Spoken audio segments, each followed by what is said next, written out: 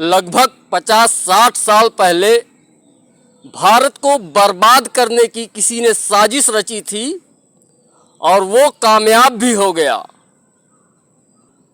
वो पता नहीं कौन था जो हमारे देश में यूकेलिप्टस लाया और तमाम विदेशी पौधे ले आए जो हमारे देश को बर्बाद कर चुका है।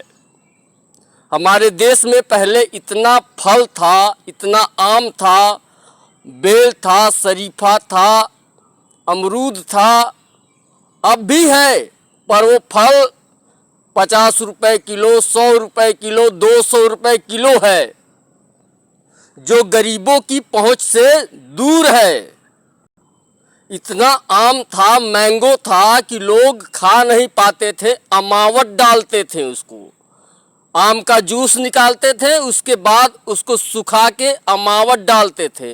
अब तो खाने के लिए नहीं है, इंसानों के, बंदर कहाँ से खाएंगे।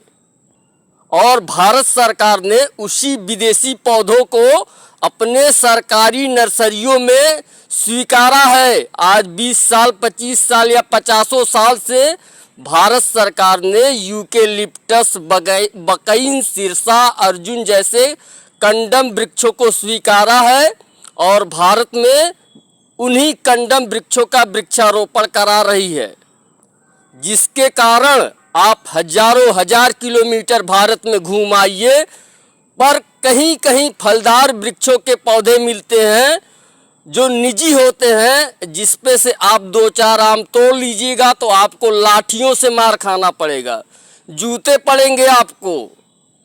अरे पहले सरकारी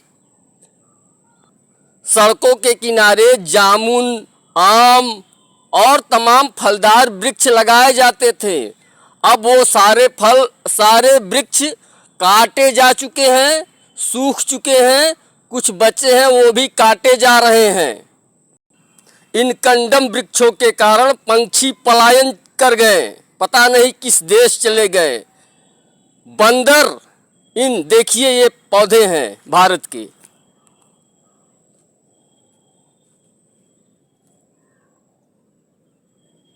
इनमें कुछ खाने योग्य नहीं है जो बंदर इनका पत्ता किसी तरह खाते हैं। वन विभाग के लोग हैं तो इंडिया के, पर विदेशी पौधे लगाते हैं भारत में। ये अधिकारी वन विभाग के मंत्री ये क्यों नहीं आदेश देते हैं कि भारत के फलदार वृक्ष हैं, आम है, लीची है, महुआ है, जामुन है, बेल है, शरीफा है, कटहल है, बड़हर है और तमाम फलदार वृक्ष हैं, क्यों नहीं भारत की नर्सरियों में, भारत के सरकारी पौधशालाओं में इन पौधों का अंकुरण होता है।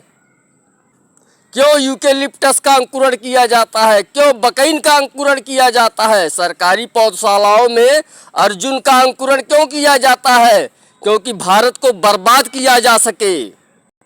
मानव कुपोषित हो चुके हैं, बच्चे कुपोषित हो चुके हैं।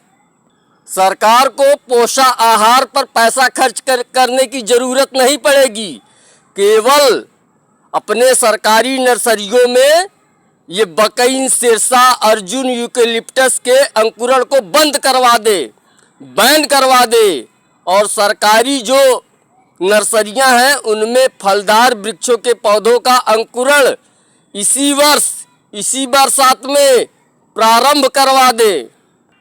अपने सरकारी नर्सरियों में आम के पौधों का अंकुरण करें, लीची के पौधों का अंकुरण करें, बेल के पौधों का अंकुरण करें, जामुन के पौधों का अंकुरण करें और तमाम फलदार वृक्षों के पौधों का अंकुरण करें और भारत के घर घर मुफ्त में बंटवाएं, फ्री में बंटवाएं। भारत की छोटी बड़ी सड़कों पर फलदार वृक्षों के पौधे का वृक्षारोपण करवाएं और सरकारी खाली जमीनों पर फलदार पौधों का वृक्षारोपण करवाएं तथा 7 से 10 वर्षों तक इनकी उचित सेवा सुरक्षा जम के करें। महोदय, आप लोगों के आंखों के समक्ष 7 से 10 वर्षों में भारत से कुपोषण, बच्चों का मानवों का, पशु पंछियों की भुखमरी, पलायन, भिखारी, बीमारी तथा अधिक से अधिक फलदार वृक्षों के लगाने के कारण आर्थिक तंगी में भी जो मुश्किल आ गई है वो सब दूर हो जाएगी। मैं यही कहता हूँ कि मलेशिया पाम ऑयल के वृक्षों को लगाकर आर्थिक संकट से उबर रही है। मैं खुद देख कर आया हूँ। आप भारतवासी, आप भारत सरकार भी फलदार वृक्षों के पौधे भारत में ज़्यादा से ज़्यादा लगाकर इन तमाम समस्याओं से उबर जाएं।